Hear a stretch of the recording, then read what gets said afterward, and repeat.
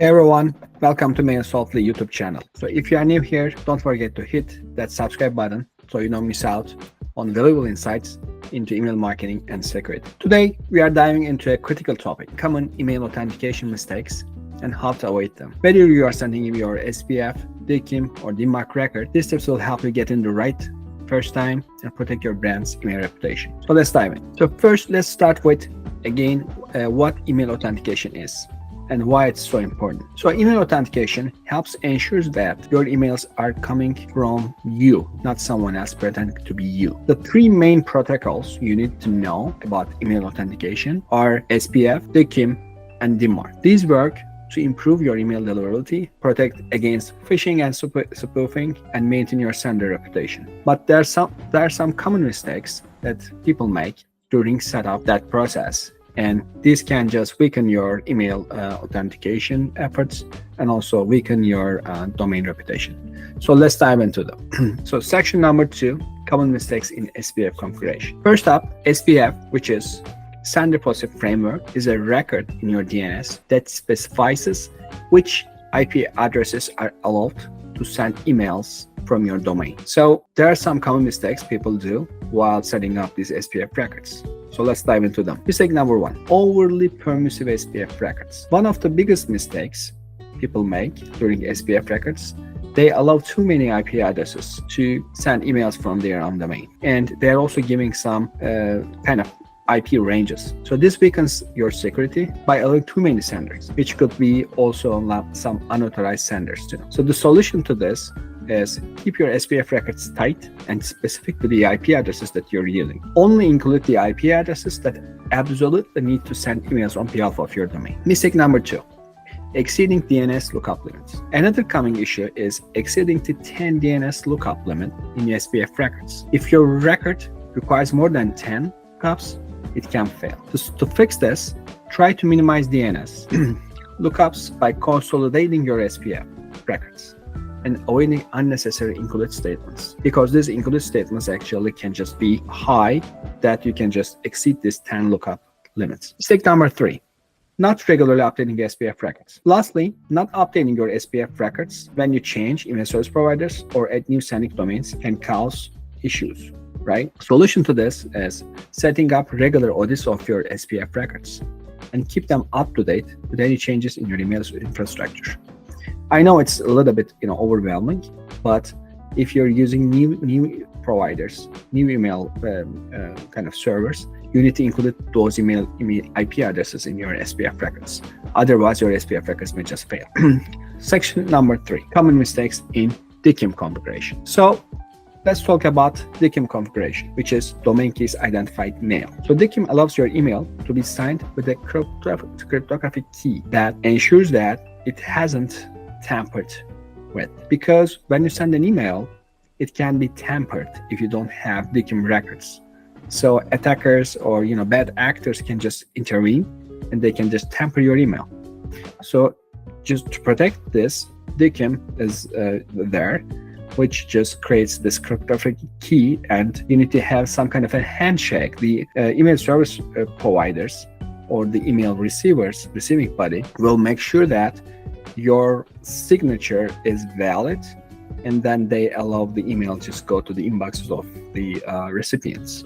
So that's very, very, very important. So there are some mistakes again made during this DKIM configuration. So let's dive into them. Mistake number 1, using weak cryptographic keys. A common mistake is using outdated or weak cryptographic keys for your DKIM signature. So the solution to this is making sure that you're using a minimum key length of 2048 bits for stronger security, and rotate your DKIM keys regularly. Mistake number 2, misconfiguring DKIM select. Another issue is misconfiguring your DKIM selectors, which can lead to failed DKIM checks. Solution to this is ensuring that your DKIM selectors are correctly configured and referenced in your DNS records. Mistake number 3, not aligning DKIM with your from domain.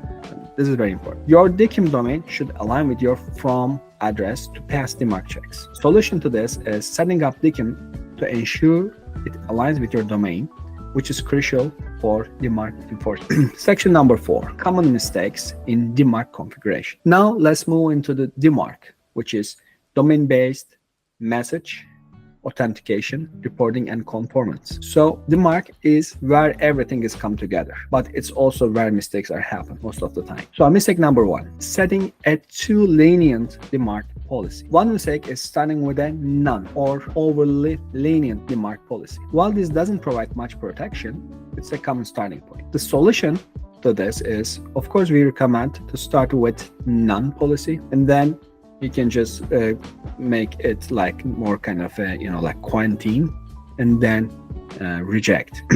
So you need to have some kind of confidence in your DMARC policy to go along, because DMARC means that your SPF and DKIM should align.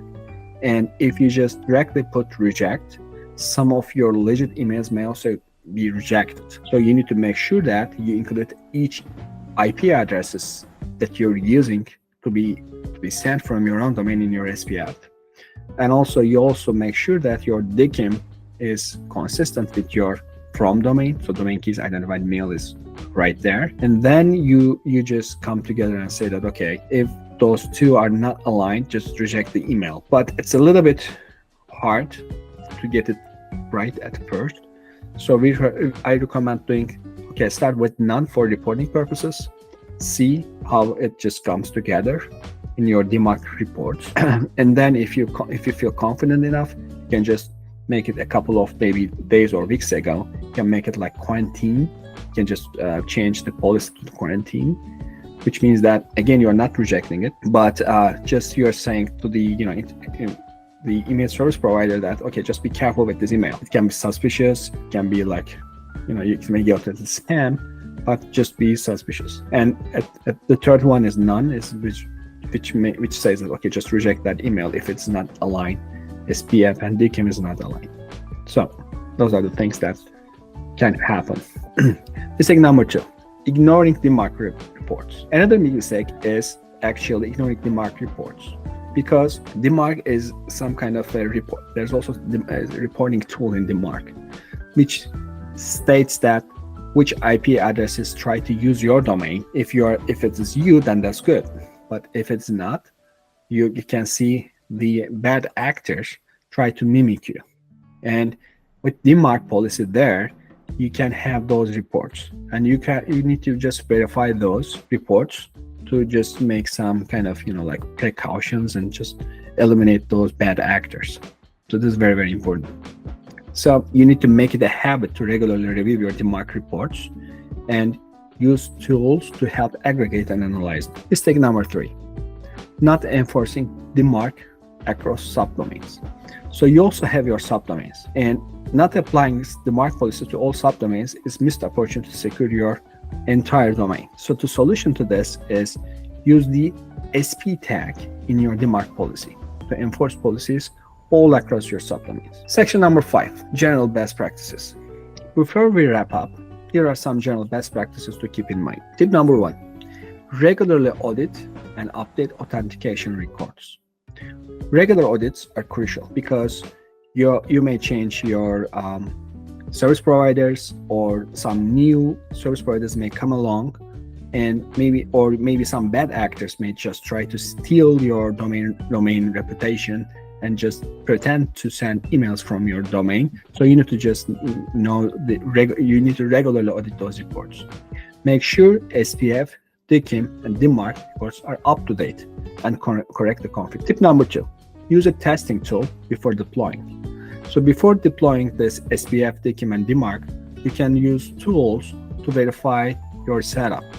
So this helps catch any potential issues before you just go into the production with these records. Tip number 3, stay informed about email security trends. Finally, stay informed about the latest trends in email security, because email threats are constantly changing.